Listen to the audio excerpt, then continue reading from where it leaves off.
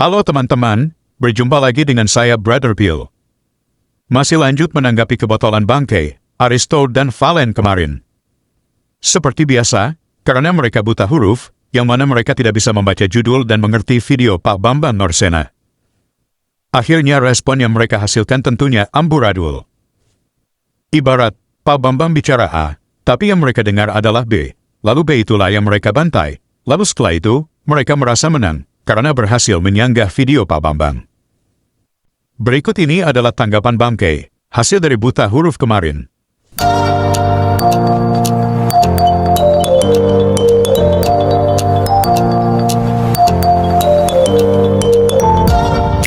Bahwa sebetulnya, bahkan sejak zaman Salomo, orang Arab itu sudah bantu Raja Salomo dengan emas, dengan kayu-kayu terbaik untuk membangun bait suci. Bait suci Yerusalem itu yang terbaik di muka bumi ini dan yang paling diterima oleh Tuhan yang Bani Israel itu kayunya sama modalnya dari orang Arab. Bagaimana Pak Bambang bilang orang Arab nggak kenal Yerusalem? Yang membangun bait suci Yerusalem itu modalnya dari orang Arab.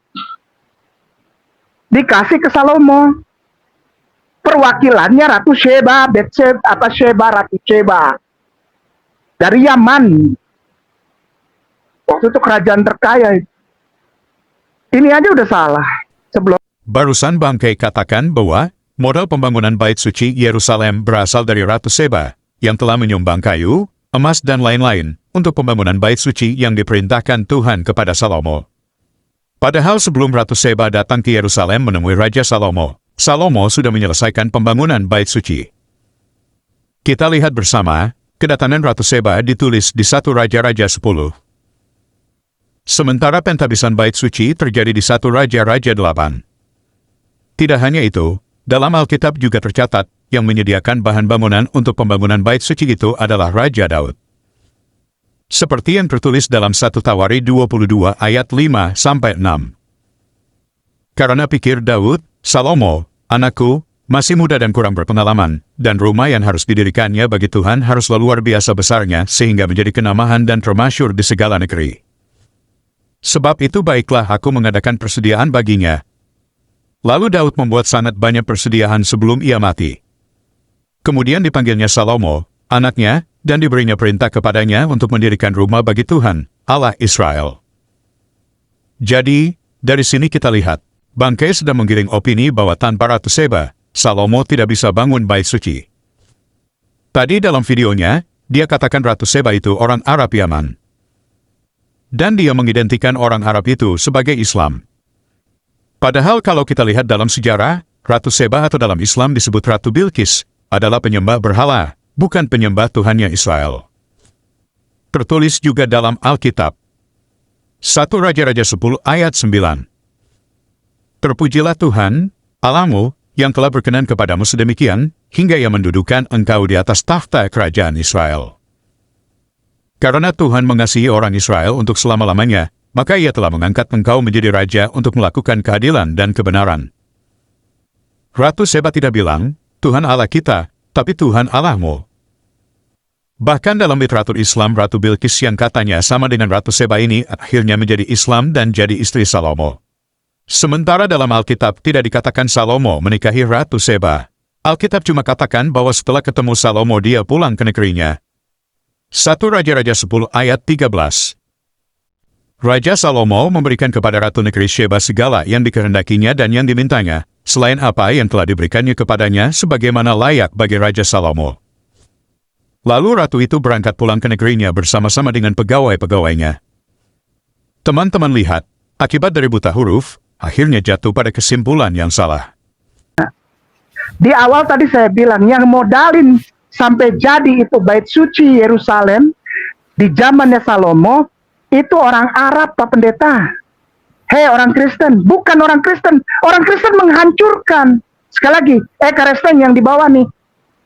Nol, otakmu tentang sejarah, nol. Bilang tuh sama kelompok bom-bom itu. Nol.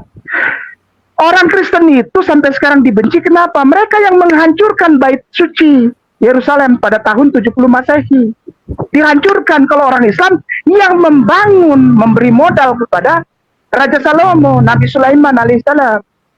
Barusan kita dengar, Bangkai katakan kalau orang Kristen tidak tahu sejarah. Dia katakan orang Kristen yang menghancurkan bait suci yang dibangun Salomo pada tahun 70.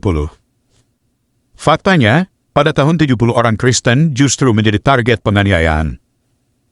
Sampai pada tahun 312 ketika Kaisar Konstantin I menjadi Kristen baru orang Kristen aman dari penganiayaan. Sebenarnya yang buta sejarah siapa di sini?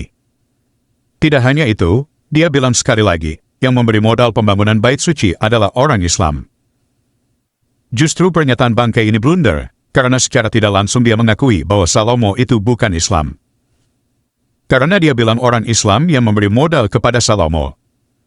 Sepertinya Bangkai sadar kalau Salomo itu bukan Islam. Karena, bagaimana mungkin Salomo Islam melakukan penebusan dosa dengan upacara korban di bait suci? Bait suci Salomo itu seperti pada gambar ini. Sementara bait suci umat Islam adalah Masjid Al-Aqsa. Kalau Bangkai akui Salomo adalah Islam. Sebenarnya Bangkai dan Muslim lainnya harus mendukung pembangunan bait suci ketiga, yang persis seperti yang dibangun Salomo, dan tempatnya tepat di Masjid Al-Aqsa sekarang. Jadi Bangkai pilih yang mana ini? Bait suci Salomo atau Masjid Al-Aqsa?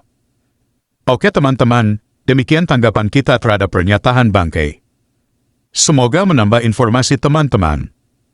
Terima kasih untuk dukungannya. Tuhan Yesus memberkati. Lihat tuh, Ratu Sheba yang kasih modal. Kalau enggak, Salomo tuh nggak punya duit buat bangun bait suci.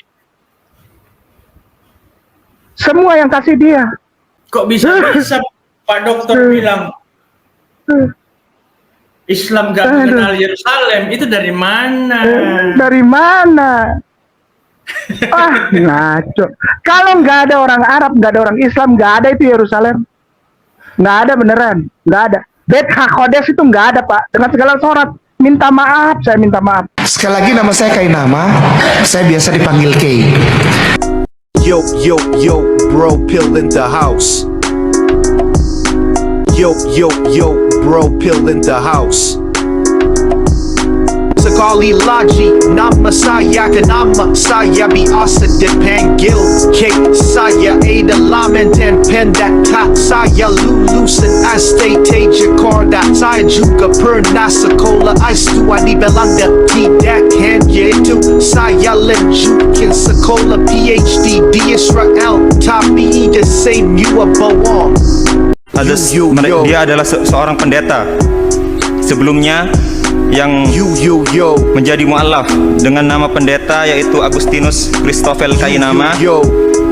Kemudian ketika beliau berganti agama menjadi Islam, menjadi seorang mu'alaf, beliau mengganti namanya menjadi Ahmad Kainama. Beliau adalah seorang pendeta yang berpendidikan tinggi, yang bersekolah di S1 di Sekolah Tinggi Teologi Jakarta. Kemudian beliau melanjutkan S2-nya di Leiden University Belanda.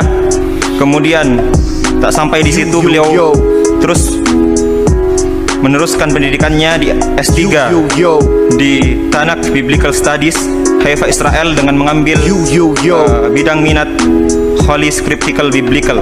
Sekali lagi nama saya kenapa saya biasa dipanggil K. Saya adalah mantan pendeta, saya lulusan STT Jakarta. Saya juga pernah sekolah S2 di Belanda. Tidak hanya itu, saya lanjutkan sekolah PhD di Israel. Tapi the same you are bohong.